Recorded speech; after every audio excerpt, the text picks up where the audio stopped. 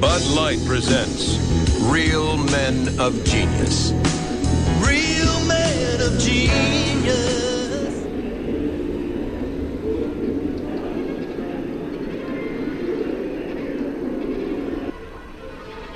Oh, here we go. 14, oh yeah, it's right here. Oh yeah, just like the 1960. Gradually fades away. In 2003, a 1401. I remember loading cards into these things. It would read your cards. Punch cards. Those things. But computers are still far too expensive for most businesses. In France, IBM's new design for a worldwide accounting machine is too expensive, leaving IBM with no product to challenge competitors. You gotta have the cards, man. It's cards. You say, what do the cards do? A card would correspond to one line in a program. Look at that antique looking legs and all that. That's a really old one.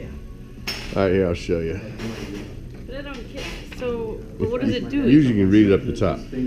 Each character is one column and you got 80 columns wide. Okay. It's a bit simple to do that. When you merely wish to berry bumps, there's no limit to the size. After that, they are connected to a gigantic complex of computers. Now then, a specific and clearly defined set of circumstances under which the bombs are to be exploded is programmed into a tape memory bank. Well, boys, I reckon this is it. Nuclear combat toe-to-toe with the Ruskies. The hell.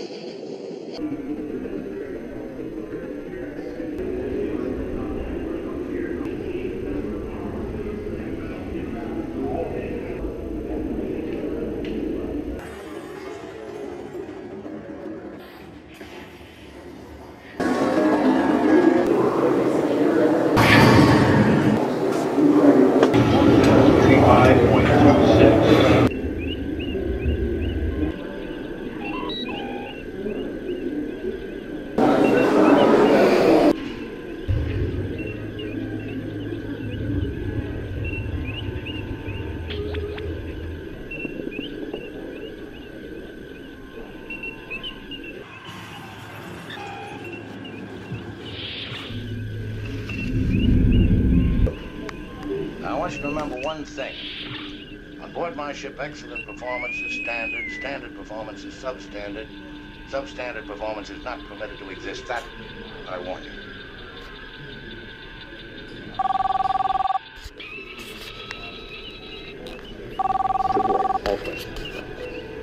Lots of money is going into technology stocks because these are the stocks that are rising. It was a Bobby Noyce.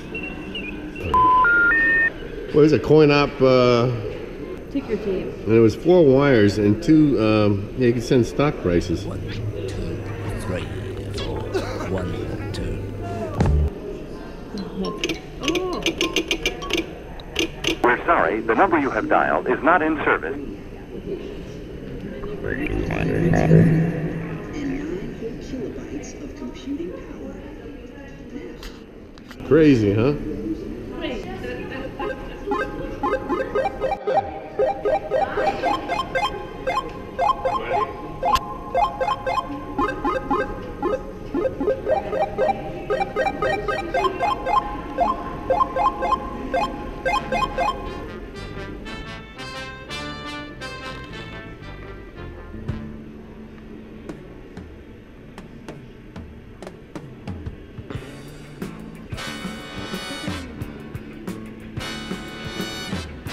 Eagle, that's vaguely familiar. What happened to them cows? Oh, there's the Apple II, yeah. Then they came out with the Apple IIe. Oh, the Trash 80. This came out in 1980. It was called the TRS-80. Everybody called it the Trash 80. IMSI. Oh, it was featured in the movie War Games. Oh, Fatal Train Wreck. The engineer was playing with his, he was texting railroad enthusiasts. Titanic Radio Room, 1912. Oh my God. Hazeltine portable picnic player. Osborne, I remember that. So this is what the future is supposed to be. 1958. 1958. That was the Firebird 3. So this is the Google car, the Waymo. My pappy said, son, you're gonna drive me to drinking if you don't stop driving that hot rod Lincoln. This looks like the car in the movie Idiocracy. Have a seat in the Waymo. Oh yeah, no steering wheel. So I guess that's your dashboard. And this, oh look, there's cameras all over this thing.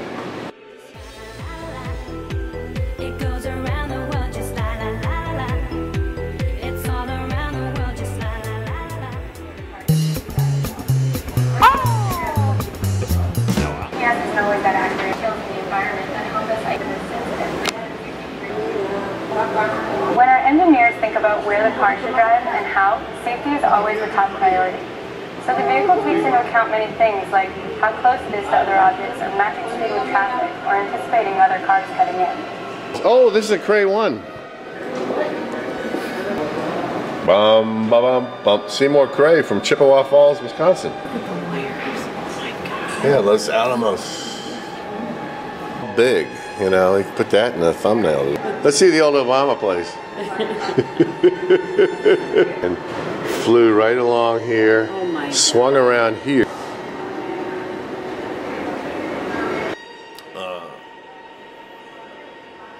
Ominously, young Ada began to show symptoms of a condition known to be associated with poetry, imagination.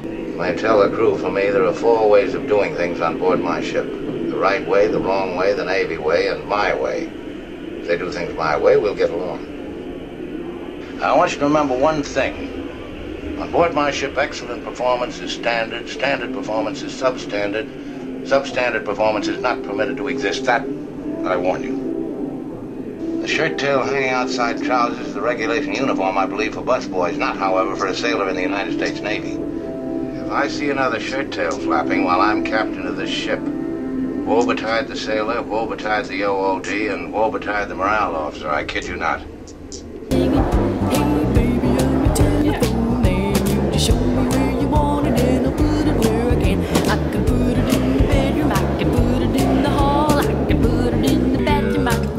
On the wall, you can have it with the bush, you can have it with the ring, and if you really want it, you can have a ding-a-ling, because if, hey baby, I'm your telephone man. What about here? Looks like the Star Wars guy. Lifetime alone, we've witnessed growth that's unparalleled and unprecedented, and it's not over. We're in the midst of new developments. Exciting events are yet to come.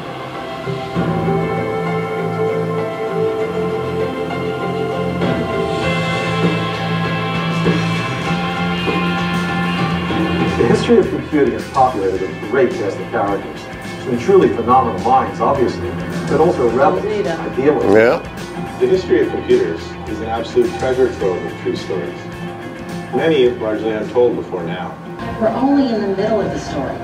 More is added to the history of computers every day. So it's a great time to pause and look back, as well as forward, to what tomorrow's innovators, the next generation of rare individuals, will create.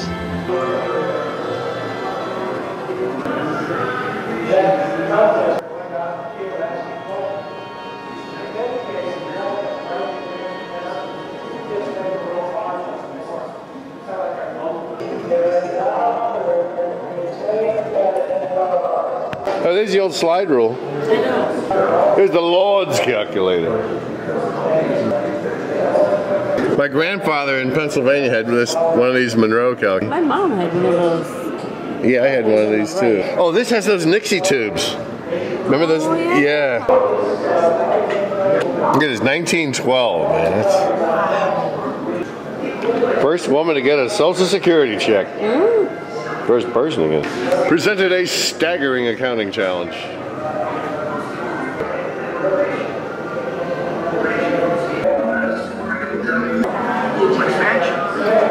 Sortier machine. But yeah, that's where they started this punch card idea. Make a fortune. See, they never made money on the computers. They only made their money on selling these goddamn cards. A lot of money, honey. Yeah. And you could do, this is a voting thing. So wherever you punch the hole, it's... How credible that is. Yeah, they had the hanging chair. There's Eniac, Electronic Numerical Integrator and Calculator. That's what Eniac means. After the war, Eniac was declassified and unveiled to members of the scientific community. Technology advances in World War II catapulted computing into a new modern era. Yeah, World War II really got this shit going.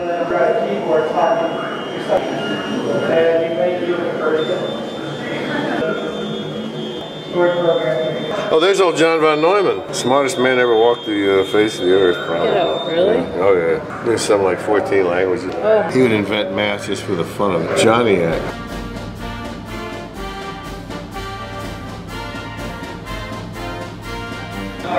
There's another brilliant dude, Alan Turing, but he turned out to be gay, so the government put him... Oh no, he put himself to sleep. He was out to go to jail for being gay. So he and his boyfriend, they both killed themselves. They put an apple and dipped the bit part into some poison and then kept on eating. That's the thanks you get for working your asshole. Oh, here's the Enigma machine.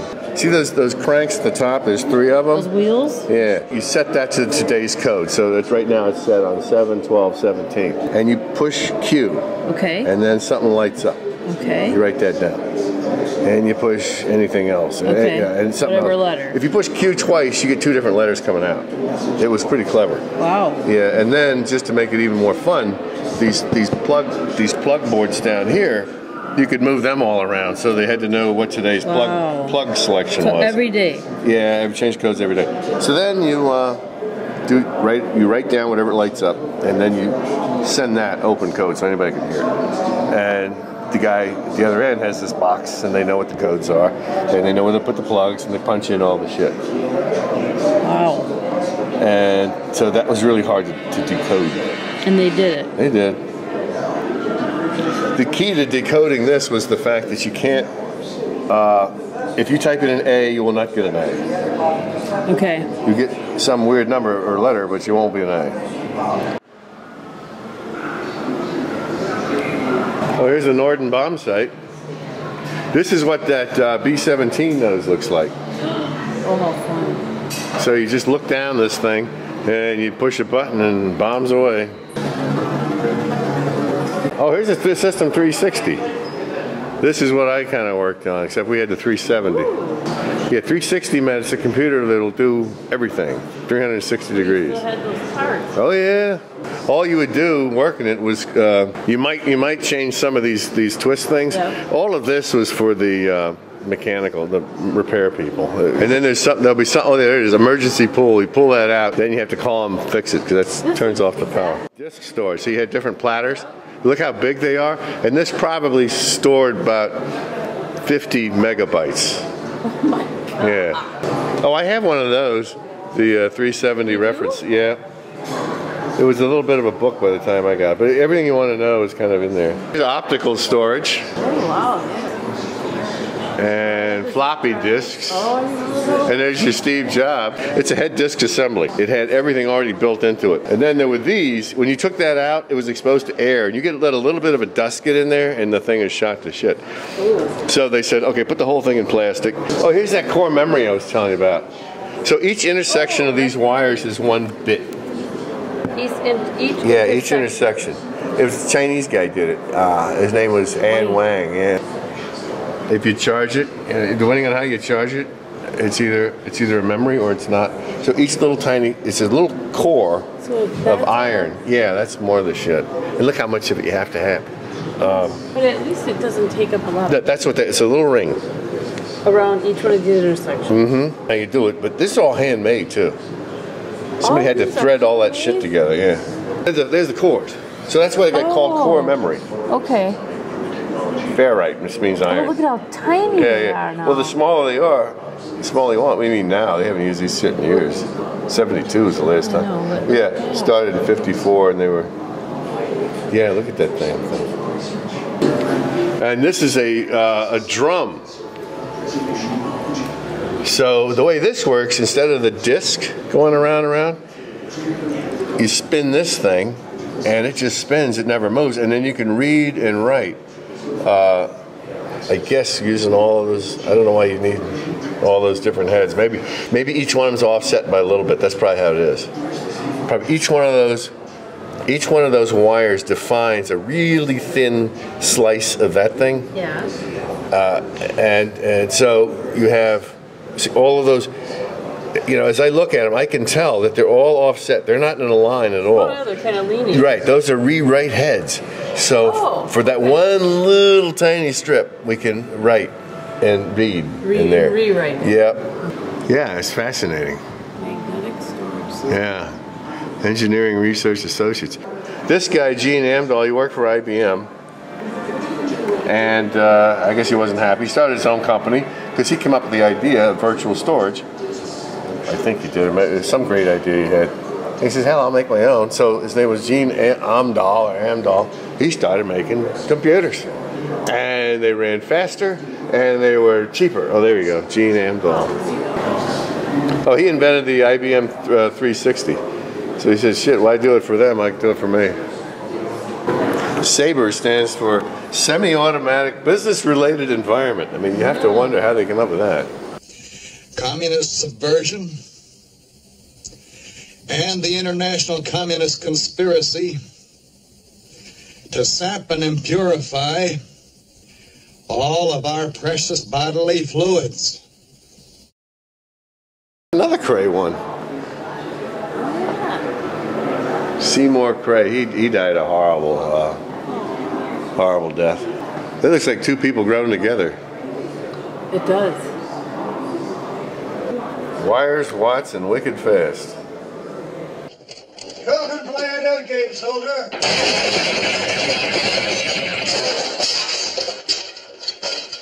That's nice shooting, soldier. Hand wire took a year to. Oh, there's what shows you what's under there. Oh. That's just my hunch. It's power supply and cooling, but I don't really know. When Seymour Cray lost his life, the computer industry lost one of its brightest stars. NPN, negative, positive, negative. ROM, CPU, I/O, RAM. This stuff will make my head explode. Those are transistors, I guess. Back when it was okay to be white. So in the old days, they could store information on threads like these. And I guess based on how many knots you've got, that defines what your number is. Fascinating. Whole point of the doomsday machine is lost. If you keep it a secret, why didn't you tell the world, eh?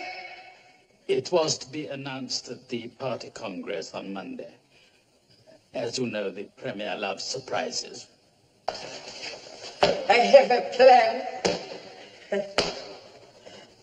Monsieur! I can walk! I first became aware of it, Mandrake, during the physical act of love.